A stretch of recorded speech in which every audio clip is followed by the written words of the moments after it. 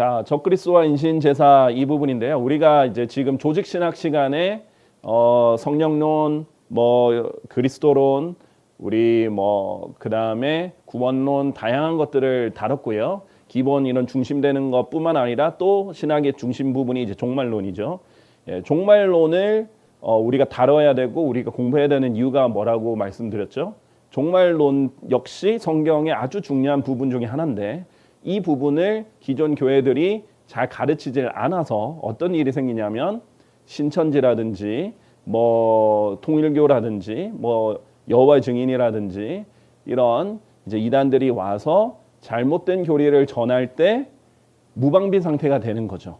그래서 일반 교회를 가면 신천지 아웃 이렇게 붙어놨어요. 왜냐하면 신천지가 왔을 때 대처를 못하고 사람들을 홀릴 수 있으니까. 그런데 이제 저희 교회 분들은 저희 교회는 그런 거 안 붙여놨죠. 왜냐하면 오면 오래 우리가 가르쳐주면 되니까. 우리가 성경으로 보여주면 되기 때문이죠. 자, 그래서 종말론을 성경적으로 정확하게 아는 것이 중요하다. 그래서 우리가 이제 지금 종말론의 이제 여러 강의를 통해서 이번 학기 내내 다양하게 휴거, 재림, 그 다음에 또 두 가지 휴거, 두 가지 재림, 그 다음에 또 우리 적그리스도, 또 사탄의 정체, 적그리스도의 왕국들 다양하게 우리가 다뤘었고요. 이제 오늘은 적그리스도와 인신 제사의 관계에 대해서 이제 설명을 드리고 하겠습니다. 요한계시록 13장 12절에서 14절을 보면 우리 어제 지난 시간에 우리 거짓 예언자 또 다른 짐승이 등장해서 이제 적그리스도라는 짐승 외에 또 다른 짐승이 요한계시록에 등장한다 했죠. 그런데 이 거짓 예언자가 땅과 그 안에 거하는 자들로 하여금 치명적인 상처에서 치유된 첫째 짐승을 경배하게 하니라. 첫째 짐승이 적그리스도였죠.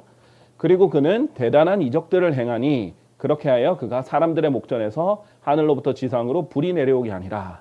자, 엄청난 기적들이죠. 하늘에서 불이 내려오게 하는 그런 이적들로 거짓 예언자가 온 세상을 속이게 된다. 그래서 적그리스도를 경배하게 하는데 앞장서게 된다라는 것을 말씀드렸습니다.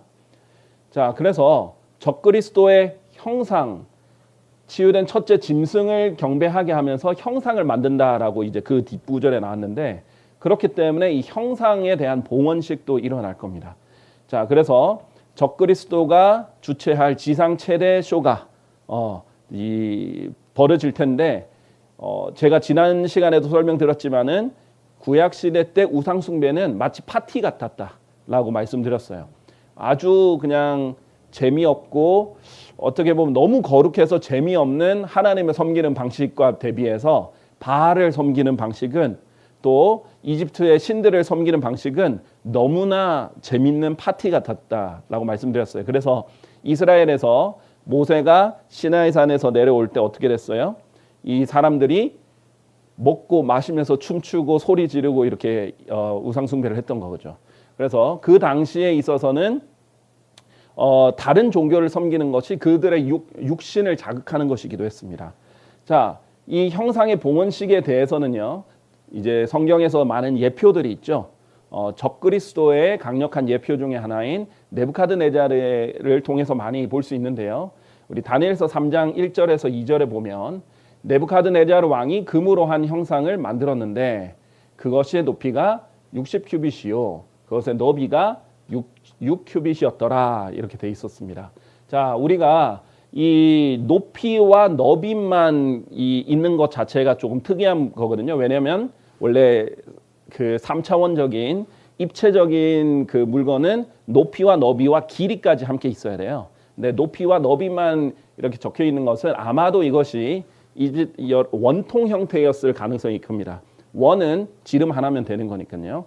그래서 원통 형태였다면 이제 60큐빗, 6큐빗, 길이도 6큐빗 이렇게 돼서 666과 관련이 있다라고도 말씀을 드린 적이 있습니다. 그가 그것을 두라 평원에 세웠더라. 그때 네부카드네자르 왕이 통치자들과 모든 지리자들 한데 모으도록 사람을 보냈으니 형상에 이 네부카드네자르가 만든 형상에 봉헌식에 오게 하고자 함이라 그랬어요.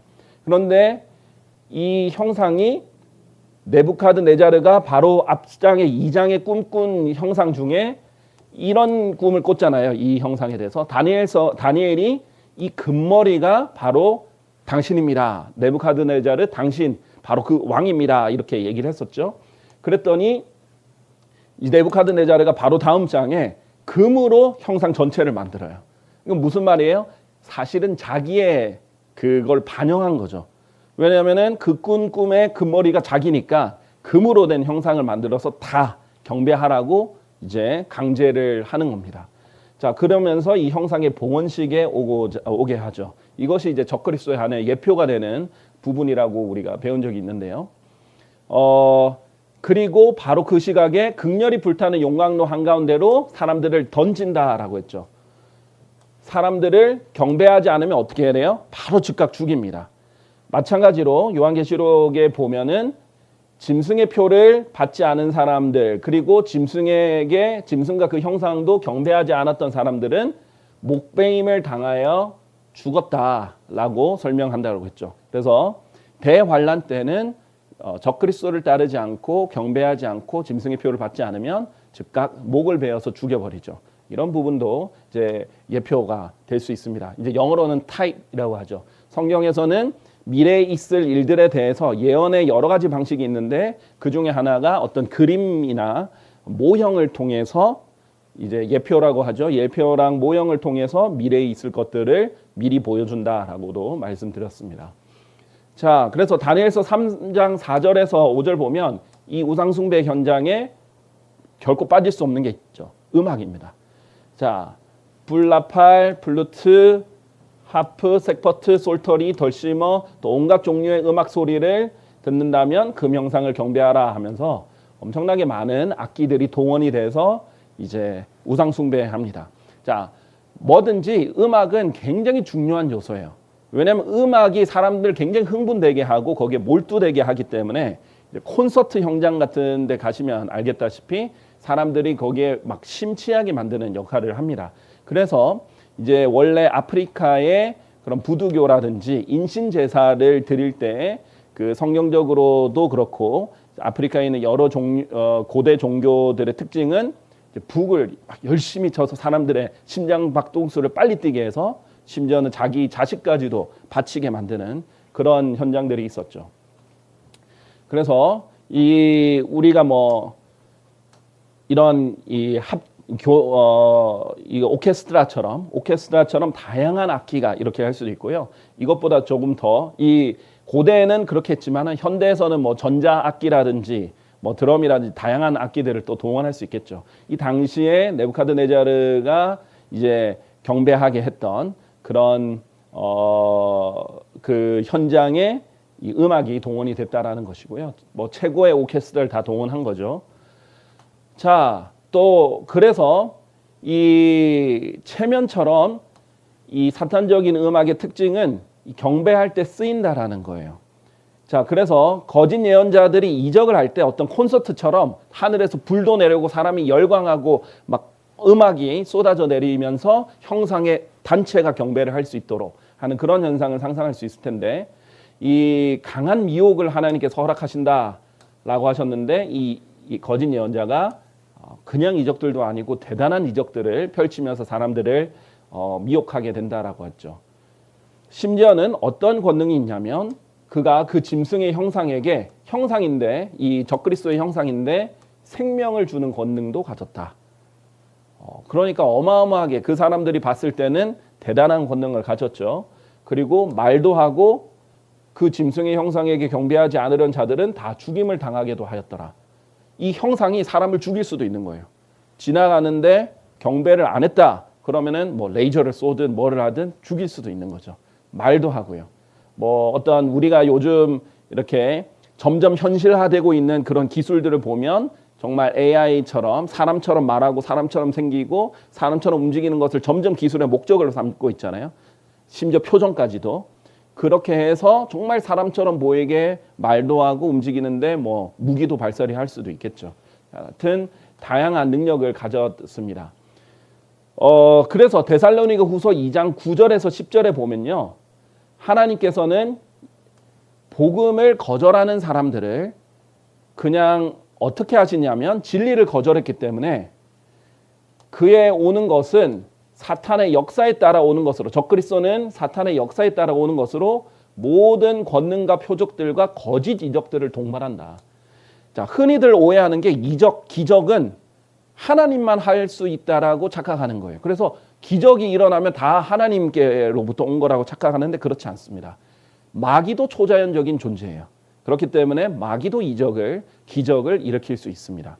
그래서 심지어는 무당들도 뭐 작두도 타기도 하고 뭐 다양한 신내림을 받아서 과거들을 맞추는 건 잘하죠. 근데 미래는 아닙니다. 거의 조작 같은 거예요. 그리고 거의 암시 같은 겁니다. 미래는 하나님의 영역이죠. 예언은 하나님의 영역인데 과거는 영들이 다 깨볼 수 있어요. 자, 또한 멸망하는 자들 안에 있는 모든 불의의 속임수를 동반하리라. 이렇게 해서 이 적그리스도가 나타나면 믿지 않는 사람들을 속이는 거죠. 진리를 거절했더니 강한 미혹을 허락하신다라는 거예요. 그래서 우리 출애굽기에 보면은 마술사들이 등장하죠. 그래서 이집트의 이제 마술사들이 모세가 지팡이를 던져서 막대기를 던져서 뱀이 되니까 마술사들도 이와 같은 방식으로 행하였더라. 그러니까 이 사탄의 종들도 모방할 수 있는 능력이 있어요. 모세가 한 것을 그대로 따라하는 거예요. 그래서 이거 대단한 거죠. 막대기가 뱀이 되는 거니까 그렇게 할 수 있다는 거예요. 그래서 우리가 지금 상상하기에는 뭐 이런 AI 형태일 수도 있겠지만 진짜 어떤 물체에 생명을 줄 수도 있겠습니다. 일시적으로. 하나님과 같은 능력은 아니겠지만. 그래서 이런 정말 그 마술사들이 모세를 모방해서 그렇게 했고요. 그래서 사탄의 가장 강력한 능력 중에 하나가 모방입니다. 이에 강에 있던 물들이 피로 변하였더라. 모세가 물을 피로 변하게 했죠. 그랬더니 마술사들도 자신들의 마력들을 이용하여 그와 같이 행하였더라. 자, 이렇게 물도 피를 변하게 하죠. 그리고 나중에는 개구리를 데려왔더니 개구리도 데려와요. 근데 이게 왜 웃기냐면요. 정말 이들이 능력이 있으면 모세가 뱀으로 이렇게 막대기를 뱀으로 변하게 하니까 막 이 파라오가 놀랬잖아요. 그럼 다시 뱀을 막대기로 돌려놓으면 돼요. 그런데 파라오가 놀랬는데 똑같이 막대기를 뱀으로 더 많이 뱀들로 만들었고 그 다음에 물이 피로 변하면 마실 물이 없어지잖아요. 그럼 다시 피를 물로 바꿔야 되는데 그게 아니라 똑같이 물을 또 피로 바꿉니다. 그리고 개구리가 많아졌으면 빨리 개구리를 돌려보내야 되는데 더 많이 개구리를 가져와요. 자, 이런 식으로 똑같이 따라하는 거지 모방을 하는 거지 어떤 오리지널 능력이 있는 게 아니에요. 결국은 뭘 못했어요? 흙에서 이를 만드는 그런 하나님의 원래 창조 같은 그 능력은 모방을 못했죠. 그런 한계는 있지만 초자연적인 능력들이 있다라는 거예요. 그래서 개구리들 올라오게 한 것들 그러나 이를 생성해내려고 했지만 그들이 할 수 없었더라. 하지를 못했죠. 한계가 있지만 우리 인간에 봤을 때는 굉장히 초자연적인 능력들을 가지고 있다라는 겁니다. 그래서 거짓 예언자들의 이적들은 마술쇼 같은 속임수도 포함되어 있기 때문에 더 많이 속일 수 있겠죠. 콘서트장에 가면 속일 수 있는 트릭들이 다 있잖아요. 마술쇼도 그렇고 그런 트릭까지 포함되어 있을 겁니다. 그래서 이제 데이비드 데니얼스가 쓴 바빌론 종교라는 책이 있는데 이런 종교들 보면 고대부터 고대 거짓 종교들이 어떻게 속임수를 이용해 왔는지 항상 우상 숭배는 이런 속임수들이 동반되었다라는 것 그런 것들 이제 알려주는 책이 있거든요. 그래서 이 부분 우리가 번역하고 있죠. 그래서 빨리 번역이 돼서 나올 수 있도록 기도 좀 해주시고요. 이 책을 보면 뭐 간단하게 설명하면 이제 이 사람을 어떤 방으로 데려오는데 여기에서 이미 이제 이런 장치들이 있는 거예요. 고대 바빌론의 이제 바알을 섬기는 장치들 보면 그래서 여기에서 하나님 목소리를 내고 여기 빛을 비추고 그 다음에 뭐 영화처럼 이렇게 형상을 보이게 만들고 그러나 사실 안에서는 이 형상을 이렇게 비추게 한다든지 그런 고대 속임수들이 이미 장치가 있었다는 거죠. 이런 게 마술쇼의 트릭 같은 거죠. 자, 그런데 그리스도인들은요 이적으로 하나님을 구분하는 사람들이 아니에요. 왜냐하면 이적은 마귀도 할 수 있고 하나님도 할 수 있으니까 이적이 우리의 기준이 아닙니다. 우리는 하나님의 말씀이 기준이에요. 그래서 도마에게 이렇게 예수님께서 말씀하셨거든요. 내가 나를 보았으므로 내가 믿었도다. 보지 않았음에도 믿은 자들은 복되도다. 우리를 말하는 거예요. 그리스도인들은 보지 않고도 믿는 사람들이에요. 도마 같은 경우에는 봐야 믿었죠. 안 보면 내가 못 믿겠다 이렇게 했죠. 그래서 베드로전서 1장 8절에 보면 그리스도인들을 뭐라고 표현하냐면요. 너희가 그분을 보지 아니하였으나 사랑하는도다. 비록 지금 너희가 그분을 보지 않으나 그럼에도 믿으며 너희는 말로 표현할 수 없는 즐거움과 충만한 영광으로 그분을 크게 기뻐한다라고 얘기합니다. 그래서 우리는 그분을 보지 않았으나 사랑하고 보지 않았으나 믿는다. 이것이 그리스도인들의 특징이에요. 눈에 보이는 기적과 이적으로 믿는 사람들은 이스라엘 사람들이에요. 우리 그리스도인들에게는 그런 훨씬 더 복된 사람들로 그런 기준을 적용하지 않으셨어요. 그래서 데살로니가 후서 아까 그 적그리스도와 관련된 내용 뒤에 이렇게 이어서 이렇게 말씀하십니다. 이런 까닭에 하나님께서 그들에게 강한 미혹을 보내시리니. 미혹은 사람을 속이는 거거든요. 근데 하나님께서 하나님을 예수 그리스도를 믿지 않는 자들에게 강한 미혹을 보내신다라고 했어요. 왜? 그들로 하여금 거짓말을 믿게 하려 하시며 진리를 믿지 않고 오히려 불의 안에서 쾌락을 누린 그들 모두로 하여금 영벌의 심판을 받게 하려 하심이라. 하나님이 두려운 분인 게 뭐냐면요. 하나님은 먼저 죄인을 사랑하셔서 자신의 독생자를 주시기까지 사랑하셨고 믿을 수 있도록 부르시고 제안하고 복음을 전하십니다. 그런데도 계속해서 거절하고 받아들이지 않고 하나님 할 수 있는 최선을 다 하셨는데도 거절해요. 성경을 믿을 수 있는 수많은 증거들도 주셨는데 거절해요. 그러면 하나님 오히려 오케이 그래 그럼 다른 걸 믿어 하고 강한 미혹을 주세요. 이게 성경적으로 보면 하나님은 강한 미혹을 보내신다라고 표현되어 있고 동시에 이것은 사탄이 행하는 거죠. 그러니까 하나님 허락 없이는 사탄이 움직일 수 있는 반경이 없거든요. 뭐든지 모든 것은 하나님 허락하에 이루어지는 거기 때문에 사탄의 활동조차도 하나님이 허락하셔야만 가능한 거예요. 그래서 사탄이 강한 미혹으로 사람을 속이도록 하나님께서는 내버려 두시는 거예요. 그러면 거짓말을 믿게 되겠죠. 그리고 진리를 믿지 않고 불의 안에서 쾌락을 누린 그들이 이걸 믿고 영벌의 심판을 결국을 받게 됩니다. 그래서 지옥에 가는 이유가 결국은 하나님을 거절했고 진리를 거절했고 복음을 거절했고 하나님이 알 수 있는 것을 하나씩 줬는데 거절하면 하나님께서 오케이 다른 걸 믿어 하고 내버려 두시는데 그때 사탄이 가서 강한 미혹으로 그들을 잘못된 걸 믿게 만드는 거죠. 그런데 그런 미혹이 있으려면 뭔가가 있어야 되겠죠. 대표적인 게 이전 이적들, 표적들, 기적들 이런 것들입니다. 자, 그래서 이제 그 정점에 있는 것이 대환란이겠죠. 강한 미혹으로 사람들이 거짓을 믿게 되는 겁니다. 그래서 사탄의 욕망은 처음부터 하나님처럼 경배받는 것이었어요. 이사야서 14장에 보면 킹제임 성경에만 있는 단어죠. 루시퍼. 세상 사람들도 사탄의 이름이 루시퍼라는 건 다 알아요. 그러나 안타깝게도 개역개정 성경에는 루시퍼라는 이름이 없어요. 거기에 오히려 계명성이라는 사실 예수님과 관련된 이름을 넣었죠. 그래서 우리가 보면 이때 이사야서 14장에서도 루시퍼의 욕망은 뭐였어요? 제가 하나님과 같이 되리라. 그것이 욕망이었고 결국 대환란 기간 동안은 자신의 욕망을 일시적으로 성취합니다. 그 문맥은 멸망의 아들이라고 불리는 적그리스도죠. 적그리스도는 사탄이 육화한 건데 그는 대적하는 자여 하나님이라고 불리거나 경배를 받는 모든 것 위로 자기 자신을 크게 높이는 자니라. 그렇게 하여 그가 하나님처럼 하나님의 성전에 앉아서 자신이 하나님이라고 스스로를 내보이느니라. 그래서 적그리스도가 궁극적으로는 하나님 성전에 앉아 자기는 하나님이다. 이렇게 될 때 자기를 드러내게 되죠. 그래서 우리가 하나님의 성전 지금 예루살렘은 파괴되고 나서 거의 한 1900년 동안 지금 안 지어지고 있잖아요. 그런데 지금 이스라엘 사람들이 하나님 성전을 지을 준비를 다 하고 언제든지 지을 수 있게 자재까지 다 준비하고 이런 것들을 우리가 주시하는 이유 중에 하나가 그 성전에 적그리스도가 앉을 것이기 때문입니다. 자, 사탄 숭배의 특징들 보면 예레미야서 32장 35절 그리고 그들은 흰놈의 아들 골짜기 안에 있는 바알의 높은 처소들을 지었으니 바알 숭배를 보면 그들의 아들들과 그들의 딸들을 불을 통과하게 하여 몰렉에게 바치고자 함이라. 자, 심지어 자기 자식들까지 불에 바치는 거예요. 사탄은 경배받기를 원하고 하나님처럼 경배받기를 원해서 이것도 아브라함을 모방한 겁니다. 하나님께서 아브라함에게 자기 독자인 이삭을 바치라고 했었잖아요. 근데 물론 하나님은 그런 잔인한 분이 아니기 때문에 테스트만 하고 그 다음에 멈추셨어요. 그런데 사탄은 자기 종들에게 진짜 자기 자식들을 죽여서 바치라고 하는 거예요. 그렇게 경배를 받고 싶어 하는 것이 사탄 숭배에 들어가 있습니다. 이 외에도 다양한 구절들에서 인신 제사에 대해서 나오죠. 그러니까 어느 정도로 이제 미치고 그렇게 하면 어떻게 자기 자식을 죽여서 바치겠어요?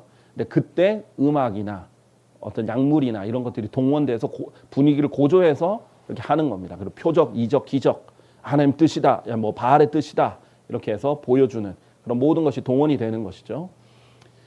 자, 그래서 성경은 고린도전서 10장 20절에 이방인들이 희생제물로 바치는 것들, 그것들은 마귀들에게 희생제물로 바치는 것이다 라고 분명히 말씀해 주셨어요. 그래서 하나님께 하는 것이 아니니라 그런즉 나는 너희가 마귀들과 교제하는 것을 바라지 아니하노라 했습니다. 우리가 그리스도인이 왜 우상숭배에 참여하지 않냐면 그것은 뭐 예를 들면은 어떤 형상의 부처나 뭐 무슨 형상이든 그런 거에 희생제물 드리든 뭘 우상숭배를 하든 뭐 힌두교신이든 뭐든 그렇게 하는 것은 사실은 그 돌에다가 절하는 게 아니라 그 뒤에서 경배를 받는 마귀들에게 하는 것이다 라는 거예요. 그래서 마귀들과 교제하게 되는 것이다 라고 말씀을 하십니다. 그래서 이런 인신제사는요 세계 전역에 있습니다. 세계 종교에 성경뿐만 아니라 멕시코에도 인신제사 재단이 오래전부터 있었고요. 아즈텍 문명에도 아르헨티나의 그 남미 이 어떤 기독교가 들어가기 전부터도요. 그리스인들 기원전 570에서 550년에도 인신제사를 드렸고요. 인도에도 드렸고 아프리카에서도 하와이 그 섬나라 태평양에 있는 섬나라도 그랬고요. 뭐 우리도 마찬가지입니다. 우리는 심청이 같은 경우에 그 사실 스스로 이제 이렇게 떨어지긴 했지만은 신에게 자기가 스스로 인신 제사를 드린 거잖아요. 그런 문화가 계속 있었다라는 거예요. 뭐 중국도 일본도 다 있었습니다. 자, 이런 우상들이 신들의 이름은 다르게 부리고 그 다음에 뭐 형태는 조금씩 다르지만 결국 그 뒤에 경배받는 게 누구였을까요? 마귀란 말이에요. 그러니까 마귀가 이런 것들을 원한다는 건데 그 정점이 뭐겠어요? 대환란 때 적그리스도를 통해서 인신 제사를 받게 되는 것이겠죠. 그래서 사탄 숭배는 인신 제사를 요구합니다. 이것들이 이제 단지 고대의 사건들이 아니라 성경에 이제 예언된 이 사건들이고 다니엘서 3장 2절에 보면 이 네부카드네자르가 사탄 숭배 즉 자기 형상을 숭배하라고 이렇게 했을 때 누구를 부르냐면 통치자들, 총독들, 대장들, 판관들, 제보 담당관들, 조언자들, 보안관들, 속주들의 모든 치리자들 이렇게 가장 높은 권력자들을 부릅니다. 자, 사탄 숭배 특징이 또 있습니다. 권력자들 중심이라는 거예요. 자, 세계 엘리트들이 이제 사탄 숭배에 많이 빠지게 됩니다. 자, 세상에 더 높은 위치에 오르면 오를수록 사탄과 더 가까워진다는 것은 성경적인 어떤 특징이에요. 자, 예를 들어서 에베소서 6장 12절에 보면 우리의 전쟁을 영적 전쟁이라고 부르잖아요. 우리는 육신적으로 싸우지 않아요. 왜냐하면 우리는 살과 피를 대적하여 맞붙어 싸우는 게 아닙니다. 우리의 전쟁은 오직 정사들을 대적하고 권능들을 대적하며 이 세상 어두움의 주관자들을 대적하고 높은 곳들에 있는 영적 사악함을 대적하여 맞붙어 싸우는 것이다. 영적 전쟁이에요. 그런데 이런 영적 사악함이 높은 곳들에 있고 이 세상의 어두움의 주관자들이고 정사들과 권능들, 이 어떤 권력을 가진 사람들을 말하는 거거든요. 그 배후에 있는 영적 악들, 마귀들을 얘기를 하는 건데 실제로 그래서 이 세계의 높은 위치를 정치 권력에 가면 이런 것들에 노출이 되는 것입니다. 자, 마태복음 4장에 보면 마귀가 직접 예수님께 제안했던 시험이 있죠. 또다시 마귀가 세상의 모든 왕국들과 그것들의 영광을 그분께 보여주었더라. 그러고 나서 그분께 말하기를 만일 내가 엎드려 내게 경배하겠다면 이 모든 것들을 내가 너에게 주겠노라. 마귀가 예수님께 이렇게 시험했죠. 경배만 하면 내가 다 줄게. 이 세상의 모든 왕국들, 영광 다 내가 줄게. 이렇게 제시를 했던 겁니다. 당연히 예수님은 하나님의 말씀을 인용하면서 거절을 하셨습니다.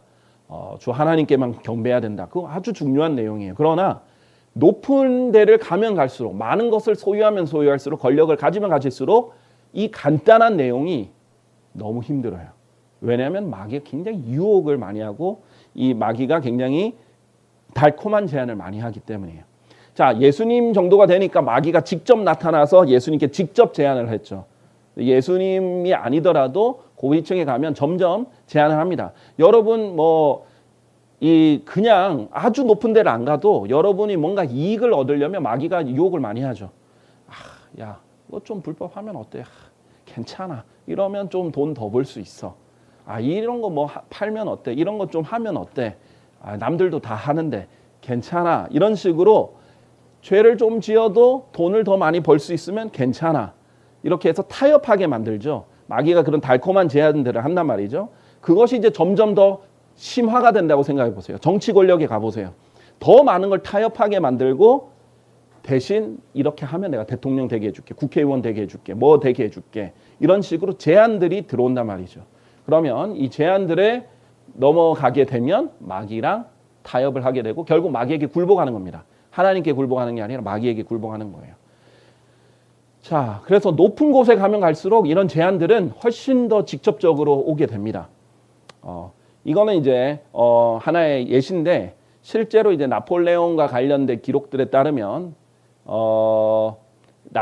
나폴레옹이 이제 이집트까지 가가지고 이제 그 피라미드 안에 들어갔다가 나왔다고 하죠. 그런데 굉장히 식은땀을 뻘뻘 흘리면서 나왔다고 합니다.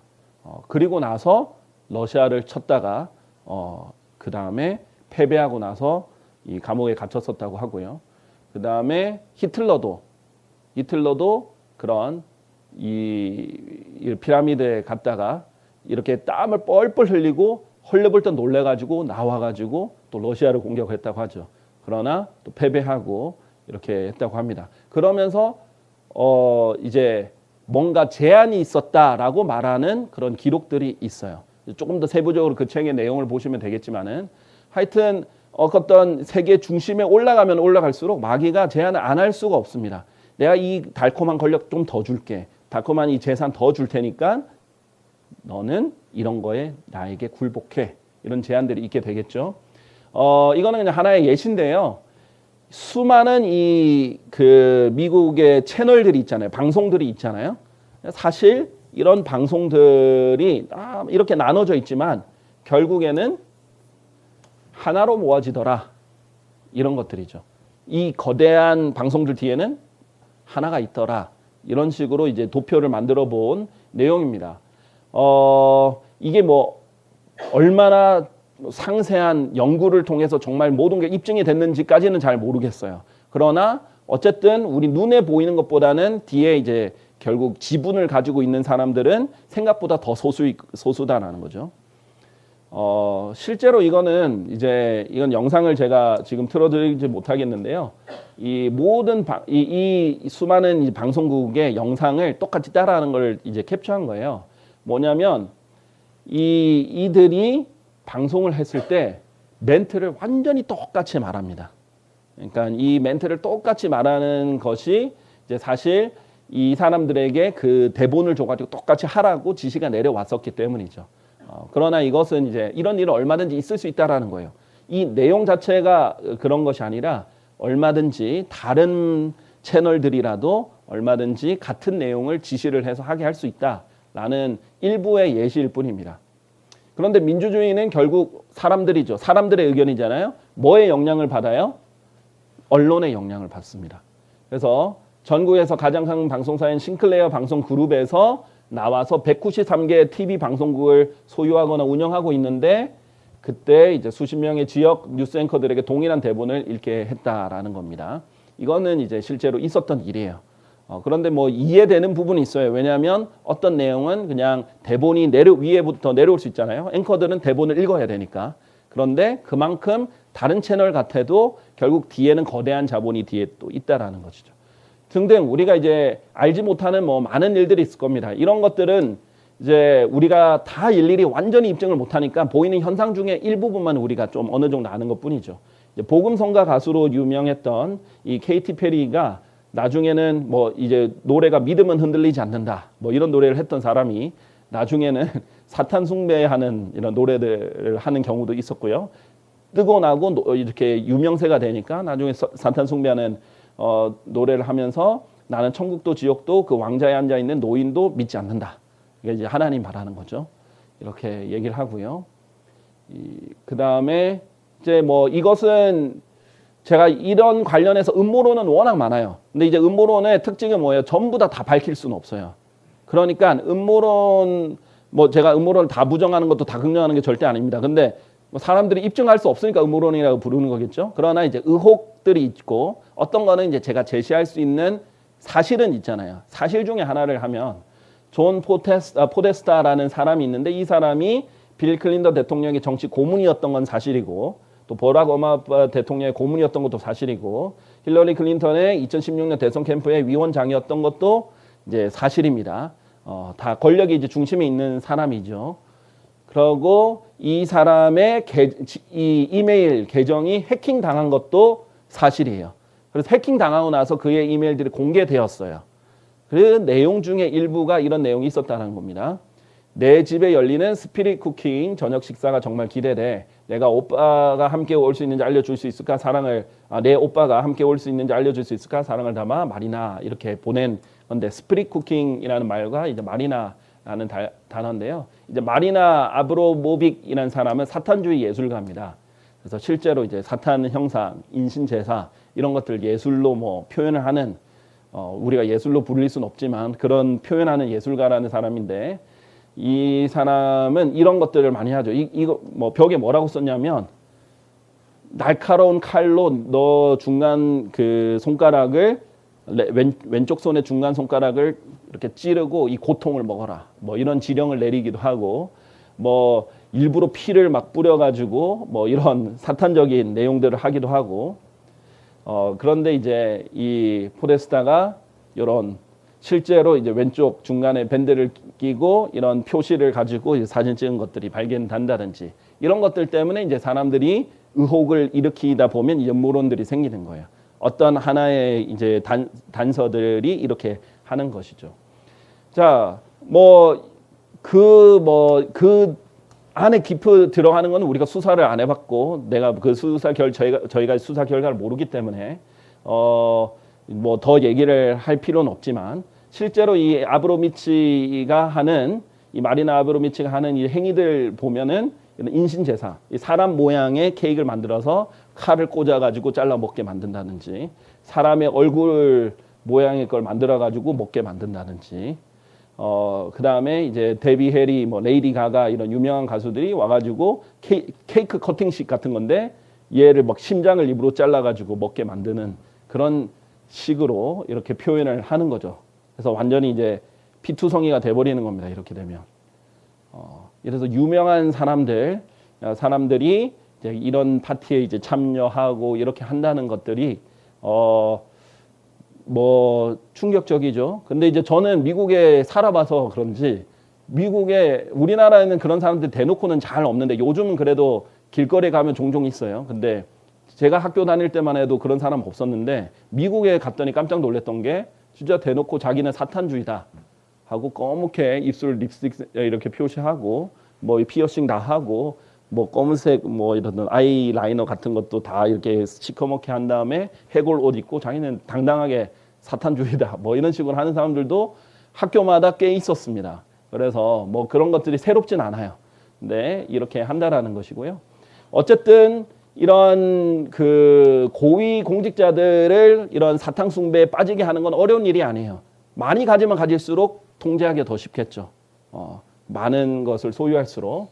그래서 우리 바빌론 불가사의 이 영상을 보시면 좀 관련 자료가 있긴 있는데 스가랴에서 보면 이는 보라 내가 한 목자를 그 지역에서 일으킬 것이기 때문이니 그는 자 여기서 한 목자가 우상 목자 적그리스도 관련된 거였죠. 그는 살찐 것의 고기를 먹고 그들의 발톱들을 조각조각 뜯으리라 했는데 이 문맥이 뭐냐면 사람들이에요. 사람들의 살을 먹고 발톱들을 조각조각 뜯는다라는 구절들이 있고요. 실제로.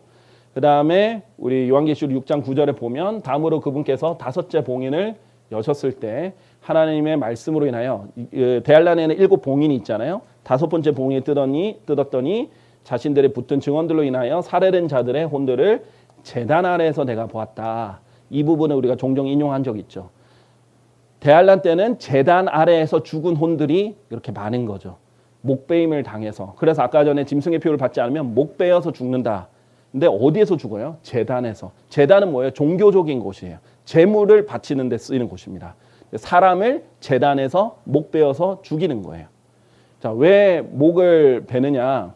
아까 전에 요한계시록 20장 4절 할 때도 목베인 자들의 혼들을 보았다 했는데 이제 즉 목을 그냥 잘라버리죠. 왜 목을 베느냐? 성경 레위기에 보면요. 제사를 드릴 때 제사장은 그것을 제단에 가져다가 그의 머리를 비틀어 끊고 제단 위에서 그것을 태울지니라. 또 번제물을 어떻게 해요? 태우는데 불로 제단 위에서 태우죠. 그렇게 할 때 각을 뜨고 일일이 하나하나 자릅니다. 그래서 목부터 베고 하나하나 잘라서 각을 떠가지고 제물로 드려요. 그래서 제물로서 사람이 제단 위에 받쳐진 거예요. 그러니까 목도 베어졌죠. 자, 그런데 이 적그리스도 인신 제사를 드릴 때 종교가 뭐라고 했어요? 우리가 요한계시록 봤더니 요한계시록 17장과 18장에 봤더니 종교가 로마 가톨릭이었어요. 이 신비의 바빌론이라 불리는 거대한 바빌론. 우리 로마 가톨릭이라는 걸 우리가 거대한 바빌론의 신비에서 자세히 설명을 했습니다. 그 한 영상 참조해 보시면 알겠고요. 그래서 적그리스도 인신 제사는 교리적 근거가 뭐냐? 화채설입니다. 지금 가톨릭이 믿는 거예요. 뭐냐면 성변화라고도 불리는데 가톨릭 교회의 직접 교리입니다.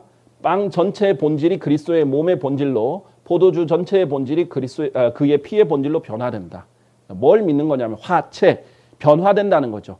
진짜 몸으로 변화된다라고 믿는 거예요. 그래서 매주 미사를 하잖아요. 이 가톨릭에서는 매주 미사할 때 이 빵이랑 포도주가 진짜 예수 그리스도의 몸이 되고 진짜 예수 그리스도의 피가 된다라고 믿어요. 그걸 믿어야 해요. 그 가톨릭은. 우리는 그렇게 믿지 않죠. 우리는 예수님께서 이것을 행함으로 나를 기념하라 하면서 주의 만찬 때, 마지막 만찬 때 기념으로 행하는 거였잖아요. 이게 진짜 예수님의 피와 살이면 어떻게 해요? 우리는 식인을 매주 해야 되는 거예요. 근데 실제로 가톨릭 사람들은요, 그게 교리예요. 매주 식인을 하는 것이, 적어도 그렇게 믿는 것이 그들의 교리입니다.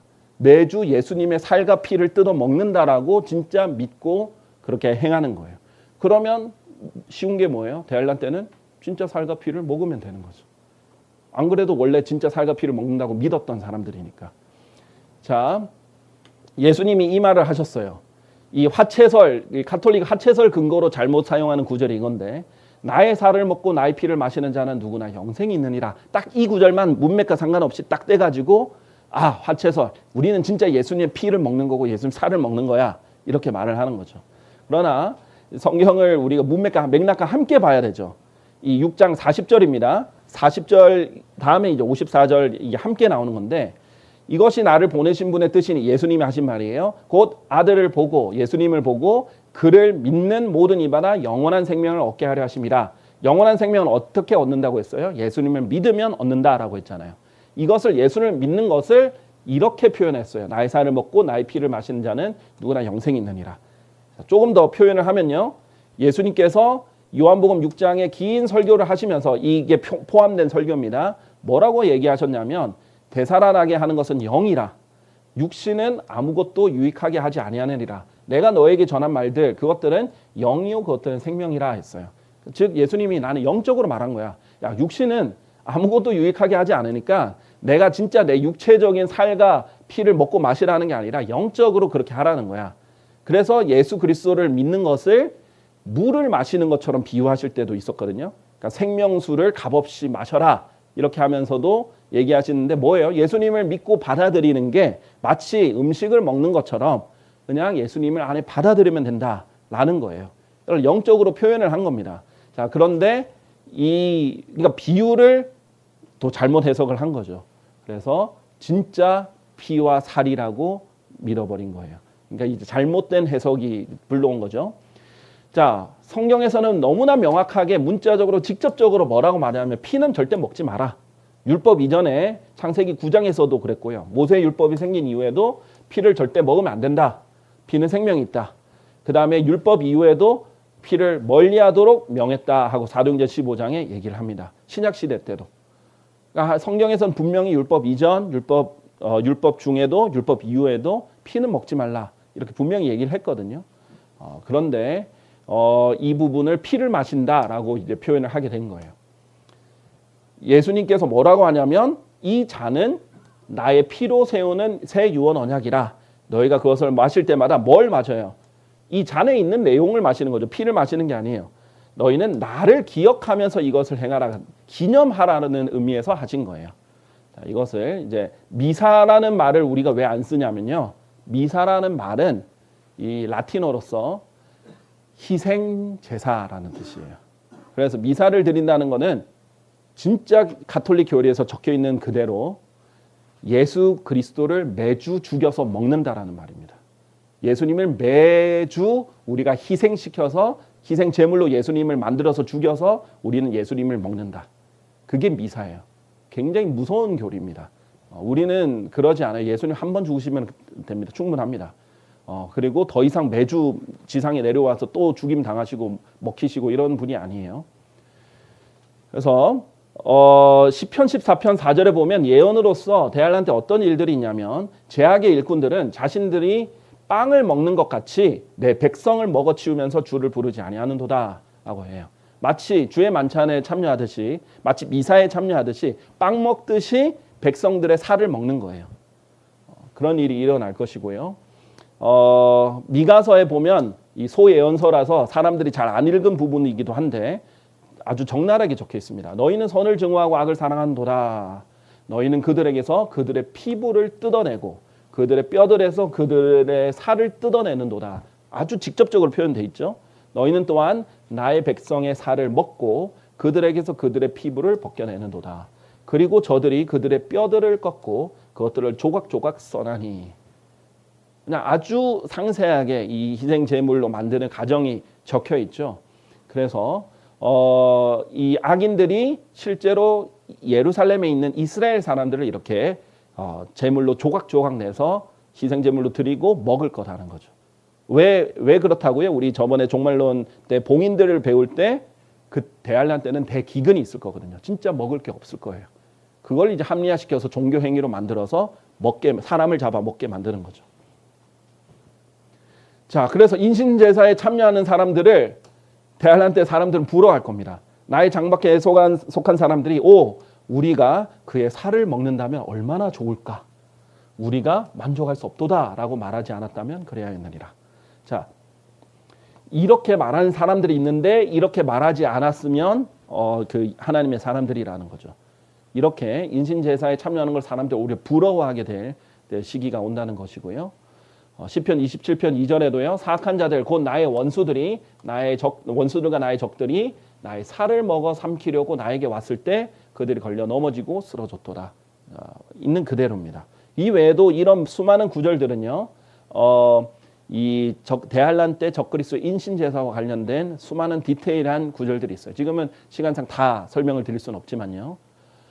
자, 그래서 예루살렘에서 이런 대사륙이 시행이 될 겁니다. 왜냐하면 적그리스도가 예루살렘에 있는 하나님 성전에 앉아서 자기 하나님이라고 선포하고 나서 유대인들이 제일 싫어하는 행동을 한 거거든요. 하나님의 성전에 앉아와서 자기가 신이라고 말을 하는 행동을 하고 형상을 세워서 우상을 섬기게 하잖아요. 이스라엘이 한번 멸망하면서 배운 교훈이 뭐예요? 절대 우리는 형상은 섬기지 않겠다. 그런데 대놓고 이제 형상을 섬기라고 하잖아요. 이스라엘 사람들이 거부할 거예요. 대할란 때. 그래서 우리 지난 시간에도 설명한 건데 10분의 1을 데려와서 거룩한 도시 예루살렘에 거하게 하고 이렇게 하는 느헤미야 11장 1절 있잖아요. 그런데 이들이 이제 10분의 1이 되돌아와서 먹힐 것이다. 마치 사탄의 마귀의 11조처럼 이렇게 10분의 1을 먹는 부분 나오고 이 상수리 나무 같이 그것들이 자신들의 잎들을 떨어뜨릴 때 그것들의 본체가 그것들 안에 있듯이 이제 상수리 나무 이제 열매가 도토리죠. 뭐 그런 것들을 먹듯이 그처럼 거룩한 씨도 그것의 본체가 되리라. 이렇게 얘기를 합니다. 그리고 다니엘은 이미 이것을 예언을 했었고요. 예수님께서는 예언자 다니엘이 예언한 것을 언급하시면서 그 가증한 것이 성소 안에 서는 것을 너희가 볼 때면 아까 적그리스도가 성소에 딱 이렇게 자기가 하나님이다 이렇게 얘기한다고 했죠. 누구나 읽는 자는 이해할지어다. 그때 유대에 있는 자들은 산들 속으로 도망할지어다. 왜냐하면 그 적그리스도가 처음에 그렇게 등장 안 한다고 했죠. 이스라엘 사람들 그리고 중동 사람들 이런 사람들 해가지고 언약을 맺는다고 했어요. 한 주 동안 언약을 맺어요. 근데 한 주가 7일이죠. 하루가 이제 1년으로 단위에서 계산하잖아요. 7년 동안 우리가 언약을 맺자. 평화 조약을 맺어놓고 중간에 딱 끊고 배신하고 자기 정체를 드러내고 이스라엘 사람들 집중 공격합니다. 지금도 이 강의할 때 우연히 일어난 일은 아니라고 생각하지만 우리가 지금 눈으로 보는 게 뭐예요? 이스라엘, 이란 지금도 서로 공격하고 막 미사일 쏘고 이렇게 하고 있잖아요. 중동 지역엔 평화가 없어요. 예수님이 다시 오시기 전까지는 이스라엘과 중동 지역엔 평화가 없어요. 그런데 예수님 오시면 완벽한 평화가 오지만 적그리스도는 그걸 모방하려고 하는 거예요. 자기가 등장해서 중동이랑 이스라엘이 마치 평화가 온 것처럼 조약을 맺고 언약을 맺어서 사람들이 환호하게 만드는 거죠. 와, 인류 최대의 난제를 이 사람이 풀었구나. 이스라엘 사람도 적그리스도를 신뢰하겠죠. 그러다가 딱 중간에 정체를 드러내면서 이렇게 자기 하나님이다라는 걸 드러낼 때 빨리 도망가라. 하나님께서 예수님께서 미리 예언해 주신 거예요. 유대에 있는 자들은 산들 속으로 도망할지어다. 옥상 위에 있는 자들은 자기 집에 어떤 것을 가지고 나오려고 내려오지 말지어다. 또한 들에 있는 자는 자기 옷을 가지러 뒤로 되돌아가지 말지어다. 빨리 다 도망가라. 이렇게 얘기를 하신 거죠. 안 그러면 적그리스도에게 다 희생이 되니까. 그래서 요한계시록 18장에 보면 아주 흥미 있는 부분이 있는데 이 적그리스도 위에 누가 탄다고 했죠? 이 여인이 탄다고 했죠. 이 음녀, 바빌론, 거대한 바빌론이 탔는데 종교고 이제 거대한 바빌론이고 바티칸을 말한다고 했어요. 이제 종교 통합 형태로 이루어진 로마 가톨릭입니다. 근데 모든 민족들이 그녀의 음행에서 비롯된 진노의 포도주를 마셨다.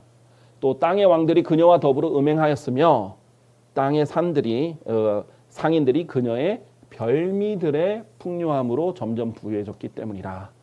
재미있는 표현이 있어요. 영어로 delicacy입니다. 별미예요. 정말 맛있는 걸 별미라고 하거든요. 이렇게 표현을 했어요. 포도주를 마시고 별미들을 먹는다. 그런데 이제 그 우리가 포도주와 피와 관련된 부분 성경 구절들 아시죠? 이들은 진짜 포도주가 나중에 피로 된다고 믿고 사람들의 피도 마신다라는 것 우리 지난 시간들에도 설명을 드렸는데 이 별미들이 뭔지는 정확하게 안 나와 있지만 아마 그 사람들의 살들일 가능성이 이제 굉장히 높습니다. 근데 이게 개혁 성경에는 이 델리커시가 번역이 안 돼 있어요. 심지어는 킹제임 성경 번역했다는 그 책들 중에도 이 델리커시가 제대로 번역이 안 된 데가 있어요. 근데 별미들 말 그대로 정말 맛있는 음식들이에요. 그런데 이제 이것을 이제 식인하는 사람들은 그게 제일 맛있겠죠. 그리고 자신을 영화롭게 하고 매우 맛있게 먹으며 살았던 만큼 그녀에게 그처럼 심한 고통과 슬픔을 주라. 이는 그녀가 그녀의 마음속에 말하기를 나는 여왕으로 앉아있고 가부가 전혀 아니니 슬픔을 전혀 보지 아니하리라 하기 때문이라. 하나님께서 이 심판을 돌려줘라. 이렇게 얘기를 하는 장면입니다. 그래서 이 로마 가톨릭과 적그리스도 왕국에 참여하는 사람들 그런데 그 통치자들처럼 권력자들 뿐만 아니라 당의 상인들, 재력가들 돈이 많은 재력가들도 이제 참여한다라는 겁니다. 결론을 맺겠습니다. 성경에서 이는 지극히 높으신 분께서 사람들의 왕국 안에서 다스리시며 그분께서 원하시는 자는 누구에게나 그것을 주시고 그런데 누구를 세운다고요? 왕국 안에? 사람들 중에서 가장 천한 자를 왕국 위에 세우시는 것을 산자들에게 알리려 함이라. 결국 이 마지막 때에는요. 사람들의 수준이 점점 천해지고 죄가 점점 많아지고 점점 타락을 해서요. 이 전 세계를 다스리는 왕으로서 적그리스도가 통치할 때는 사람들 중에 가장 천한 자로서 통치를 해서 그 인류의 끝을 보여줄 것입니다. 그런 것들이 이제 성경에 미리 기록이 되어 있고 우리는 이런 것들 알기 때문에 대환란에 가기 전에 꼭 복음을 전해서 예수 그리스도를 믿도록 우리가 복음을 전하는 것이죠. 자, 그럼 오늘 일단 강의는 여기까지 하겠습니다. 감사합니다.